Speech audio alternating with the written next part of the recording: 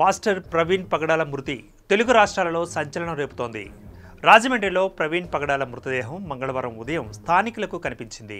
ఆయన రోడ్డు ప్రమాదంలో చనిపోయారని అంతా భావించారు. అయితే ఆయన శరీరంపై గాయాలు ఉన్నాయని స్నేహితులు సన్నిహితులు చెబుతున్నమాట. ఇక ప్రవీణ్ పగడాల మరణంపై అనుమానాలు ఉన్నాయని, ఈ ఘటనపై సమగ్ర దర్యాప్తు చేయాలని డిమాండ్ చేస్తున్నారు వారంతా.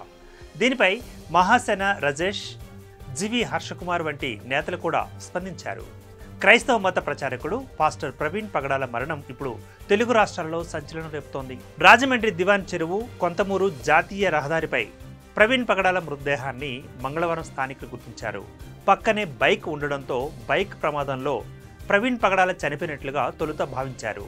అయితే ప్రవీణ్ పగడాల శరీరంపై గాయాలు కనిపించాయంటూ ఆయన అనుచరులు ఈ ఘటనపై అనుమానాలు వ్యక్తం చేస్తున్నారు.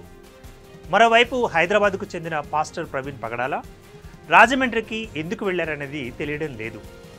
హైదరాబాద్ నుంచి విశాఖపట్నానికి బైక్ మీద వెళుతున్నారంటూ కొన్ని వార్తలు వస్తున్నాయి. బైక్ మీద వెళుతున్న సమయంలో వెనుక నుంచి ఢీకొట్టి దాడి చేసి ఉంటారని ప్రవీణ్ పగడాల సన్నిహితులు అనుచరులు ఆరోపిస్తున్నారు. ప్రవీణ్ పగడాల ఒంటిపై గాయాలు ఉండడంతో సమగ్ర విచారణ జరపాలని స్నేహితులు అనుచరులు కొంతమంది పాస్టర్లు డిమాండ్ చేస్తున్నారు. మరోవైపు పోలీసులు కూడా పాస్టర్ ప్రవీణ్ పగడాల మరణంపై దర్యాప్తు జరుపుతున్నారు. ఎయిర్పోర్ట్ నుంచి ఘటనాస్థలి వరకు మొత్తం సీసీ ఫుటేజీని పరిశీలిస్తున్నారు. మరోవైపు పాస్టర్ ప్రవీణ్ మృతిపై పలువురు ప్రముఖులు సంతాపం వ్యక్తం చేస్తున్నారు. పాస్టర్ ప్రవీణ్ మరణంపై వస్తున్న అనుమానాలపై విచారణ చేయాలని టీడీపీ నేత మహాసేన రాజేష్ సైతం డిమాండ్ చేశారు.